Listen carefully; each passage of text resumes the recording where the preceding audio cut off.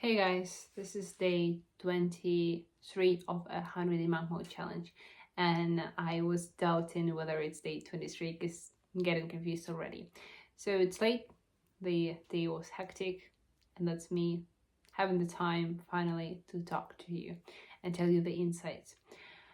I'm pretty positive about where we're going, have a lot of things to share with you today. Mostly, these are gonna be uh, things about management style of the team and of the business. And second, that is going to be discipline. And the third topic would be just general philosophy and approach to entrepreneurship. And I'll start with the last one. So I just had a small conversation with my family, and we were covering the topic of future growth and goals, etc. And when I'm thinking about future that I'm building with the agency, I am 100% like rock solid sure that that's gonna work. I am sure that I've selected the right path. I am excited by the work that I do on a daily basis. I love the work that I do, and I cannot imagine that any other way.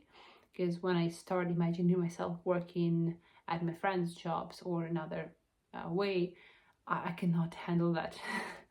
I cannot imagine myself continuing the working in the field I used to be in. I do have a degree in international economics and in English language as well. So I'm an interpreter, and working in those two fields would mean that you have to either work on some internationally commercial relations within each corporate, which I'm not a fan of. I'm not a fan of that. And or that's gonna include state or politics, which I'm not a fan either of. But I came to conclusion that so I could have had a future in those fields, and I'm not a fan of politics. Maybe on the like high level game where it's really hard to get to, I would have been interested. But I see from the potential or abilities I have from being given from birth, I maybe not the player at the higher level of politics, which I'm interested in, could have been interested in.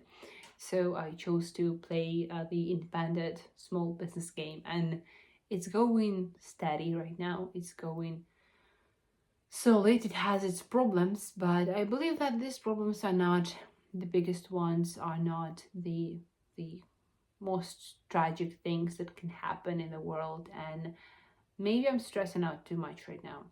So the path I selected, I don't know if that's a right path or wrong, but it makes me fulfilled, it makes me happy. I believe in the goal, and for now, like this level of business is good enough for me. Obviously, I'll have to grow and I'll want to grow in the future.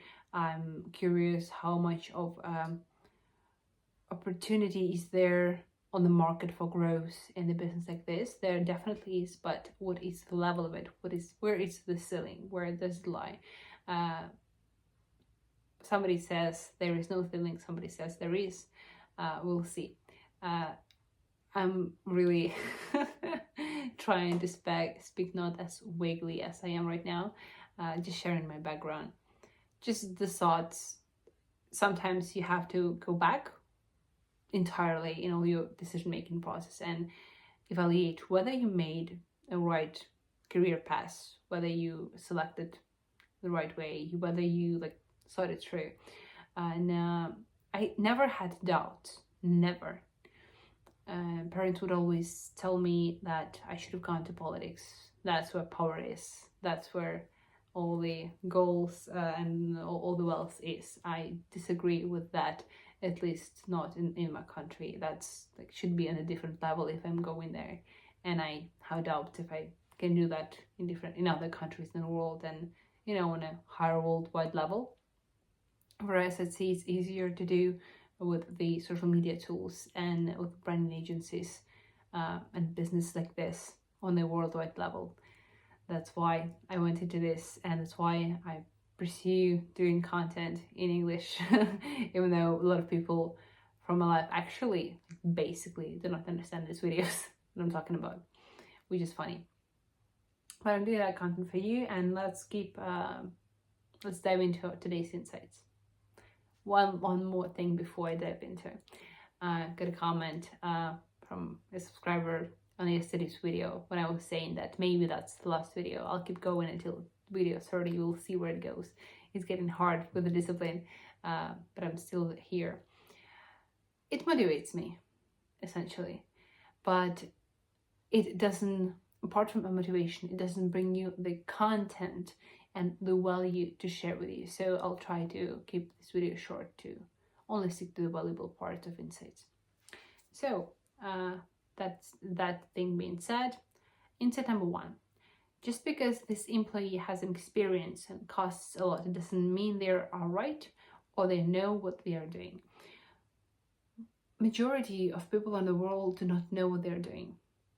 They might have positive traits. They might be hungry to learn. They might listen a lot. They might have good intuition. They might have really awesome and persuasive experience. But these all things put together, they do not guarantee that their next steps are going to be rock solid. So sometimes an experienced business owner who's just starting out has much more, not luck, not beginners, for it, but I mean, not beginner's fortune, but they have more curiosity. People who have no knowledge in the niche have more curiosity, more willingness to be taught, to learn new stuff, and to be adaptive, to be more creative. That's what kids do. I spent some time with a young kid recently, and I observed this girl deal with different life problems. When they do not know how to deal with that, they're so creative. We caught a small, for example, I'll tell you a small story. Why beginners are so successful at the start. It's easy at the start, and they're coming up with new ways that can actually work because they do not know the rules. They are not living up to the book. That's why they have an advantage here.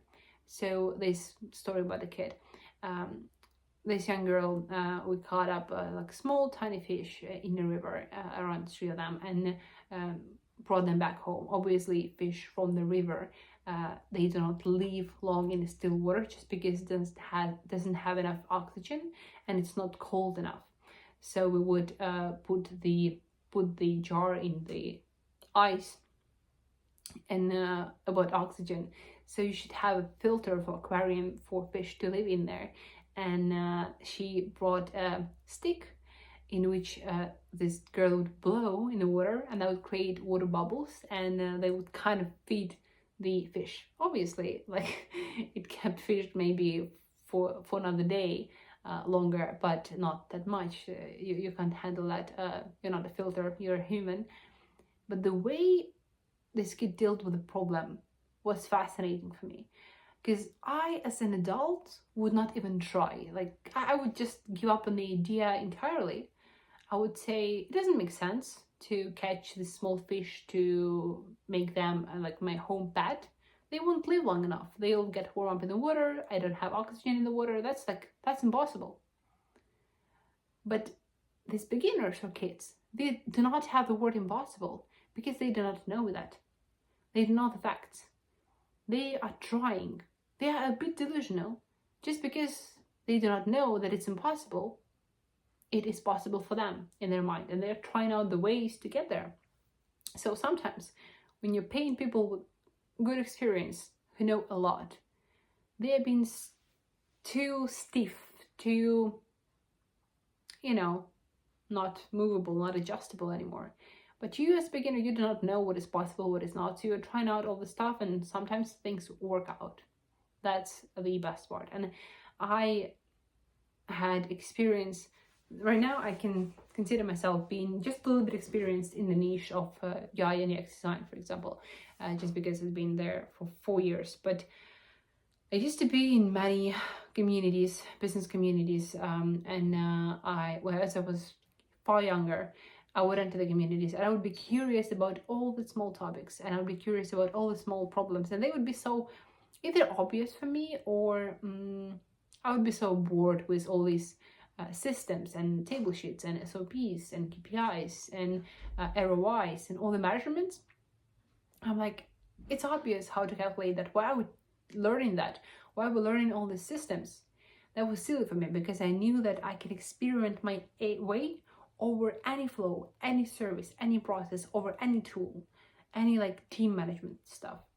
But now, as I'm looking back from with a little bit more experience, I'm getting irritated when I see people who do not work with table sheets, who do not know how to work in Slack, how to work in systematic way, in organized way, who do not know the basics, who just experiment in their way over because it's not serious enough.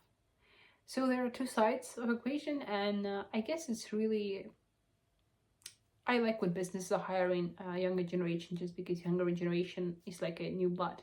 They are given in this, use and strength into the team. And even myself, communicating with older and younger generations is always beneficial. The next insight: when it is bad, you want to be distracted. So this was from podcast by, I guess, Novak Djokovic. He was talking about how important that is when you're feeling bad, when you are failing, when something is not working out, to go for a walk, to meditate, not to start, to get yourself busy with something, not to grab your phone, not to start reading a book, not to start doing sport, not to do anything, but sit in that condition and think what is happening in your mind. What are the thoughts that are moving there? And it's really sometimes important to think through the processes, be in the bored position, be in that unpleasant position, but just give your thoughts away, not distract yourself because you're feeling bad. And past 2 days I was not that much motivated, so I do sports, but when I do sports I do them not half of a way, but just not feeling as motivated. I just do them mechanically, just like, okay, I have to do that, not giving my 100% out. Same with these videos. I would be half prepared. I'd allow myself to yawn in the middle of the video. I don't know, I have to do something with this. I have to go back, but it's normal, I guess. There are different periods, and I felt bad this couple of days, and I let myself be distracted. I watched 2 films, which I'm not allowed to do according to rules of monk mode. I'm done with them, but yeah, I felt I had physically some problems with my gut. So when I felt bad, I could not fall asleep, and I felt nauseous in bed, and I would just, okay, I'm like, I cannot work, I cannot sleep, I'm so bored of educational content, so I watched 2 films in the evening.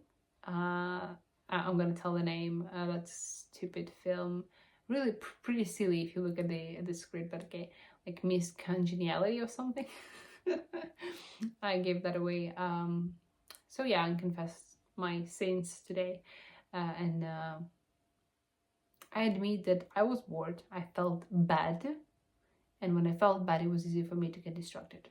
Right now, I'm getting back on the track, and I'm almost forcing myself, despite the fact that I'm feeling bad, not to distract myself. So I went today for a run, and I was not listening to music. I was listening to a little bit of a podcast, and then I was like, okay, I don't care anymore what they're talking about. I wanted just to be alone with my thoughts, and it came around to be pretty beneficial. I turned back more motivated than I was before, more in a positive way, less stressed. So giving yourself a time and really forcing yourself not to distract, but to really deal with the thing that is worrying you, with the problem that is in your head, is sometimes better. Another insight: good judgment comes from inside, not from listening to outside opinions. You know, when you do research in UX, you are not allowed to manipulate the answers in any way. Even when you're formulating the question, there are nuances. If you are suggesting, at least like hinting a little bit for the answer in your question, you're gonna torn your research apart. There are so many rules to research. And same goes for pieces of advice. When you are coming up to people listening for their opinion, they are, first of all, obviously going to be biased. And second of all, they might be impacted by you. So if previously in conversations you were stressing out particular topics with this person, and when you ask this person's opinion, they would try, you know, everybody wants to be liked, essentially. So they would try to be good in your eyes, to look nice in your eyes. So they would try to say what you'd like to hear, even though if you're not their boss. So that would align with just past words that you told them. I hope it makes sense. So essentially, all these pieces of advice, opinions, I'm not saying that all of them are bullshit, but most likely they are. And then they would affect your own judgment. So before going out to people and asking for their advice, sit still with your own thought and make a decision yourself. And only then you can ask about other people's opinion and see if that can affect yours. The only way. Another insight. Another insight is about public relations. So there is real degrees in universities where people are studying public relations. Now, apart from that, we have private relations, right? What is the opposite of that? And we're all focusing on the business part of public relations, on these branding, social stuff, websites and stuff, dealing with the whole audience. But private stuff, private relations with the partners, the programs, they matter much more, because you can get, if you're a small business like me, you can get much more deals through partnership agreements rather than public agreements. And especially if you are serving, so if your target audience is at the middle and higher check, private relations matter much more, because public relations matter a lot for companies who are serving masses, who have low check, who are like Walmart, who are like Amazon. When you're serving smaller number of clients, it means that you can build and have private relations with them. You can have conversations with them. They can know your face. So these things are more important. And now, if you know that, you can define which type of business yours is, and you can focus whether either on private or on public relations now more, and train different parts of it, like psychological part or just emotional intelligence part. So that was the insight. And just like I had old partner contact me today, and that was like an old friend of mine reaching out, and I'm like, hey, yeah, we really missed out working with you, let's bring on new projects. We talked about that, and I forgot to text him back. I should text him back then soon. So I value this private relations and friendships much more than public ones, actually. These are all the insights for today. I'm not going to keep you long, and I'll see you tomorrow. Have a successful business. Wish you luck.